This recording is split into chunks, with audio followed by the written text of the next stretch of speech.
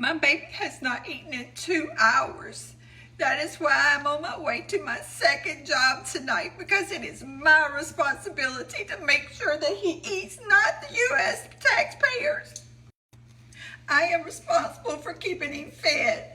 This is Tina Coleman, known online as a sassy TNC RN. She's dressed as a nurse, a registered nurse, someone whose professional code of ethics calls her to care for the sick, the needy, and the vulnerable. But in this viral TikTok, she chose to do the exact opposite. That's right. Instead of compassion, she used her platform to mock struggling families, mothers, and children that rely on SNAP benefits to survive. The irony? Her own bio has a link asking for people to donate to help someone who's fallen on hard times. So let me get this straight. You understand what it's like for someone to struggle enough to promote their fundraiser, but you mock people who need help putting food on their table? In what world does any of this make sense? And now, because of her little performance, she's lost her job.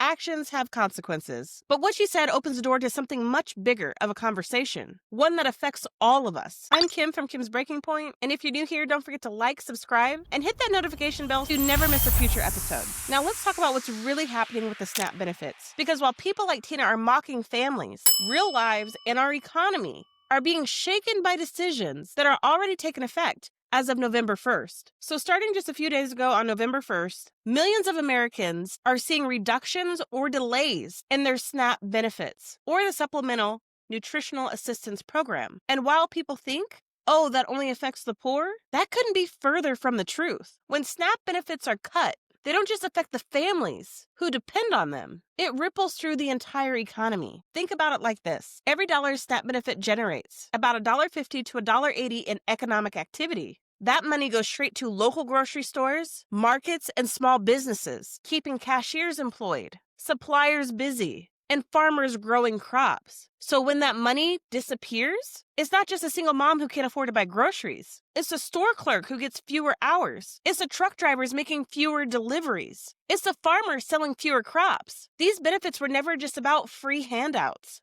They're a stabilizer for the economy and a lifeline for millions of working families. And here's the kicker. Nearly 40% of SNAP recipients are working families. Many of them have multiple jobs, just like Tina bragged about, but they still don't make enough to keep up with the rising cost of food, rent, and gas. So when people like her mock others for needing help, they're mocking their own coworkers, neighbors, and even other nurses. Now, there's been a few developments. A federal judge has stepped in to block attempts to withhold or restrict SNAP benefits, despite some efforts from the Trump-aligned USDA to reduce or delay funds. A court order has been issued to ensure that those funds must be distributed. This isn't just a small win. It's a reminder that there are still parts of our government willing to fight for basic human rights, dignity, and survival. Because at the end of the day, food is not a luxury. It's a necessity, and no amount of political games or cruel jokes online can change that. When we start losing compassion, we lose community. Mocking people for needing help says more about your heart than their situation. You never know what someone else is going through.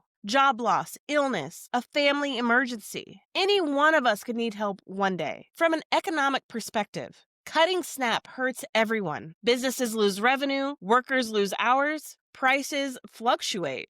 Local economies stall. SNAP just doesn't help people survive. It keeps the economy moving. It's one of the most effective anti-poverty and pro-growth programs this country has ever had. So before you scroll past another video mocking the poor, remember, empathy costs nothing, but cruelty can cost you your job, your reputation, and your humanity. If you want to live in a country that truly values hard work and family, we have to make sure that families eat first. Now, I'd love to hear your thoughts. Do you think that people like Tina represent a growing lack of compassion in America? Or is there still hope for empathy to win out? Drop your thoughts in the comments and let me know. And if you found this message important, don't forget to like, subscribe, and share so we can keep a light shining on the issues that really matter.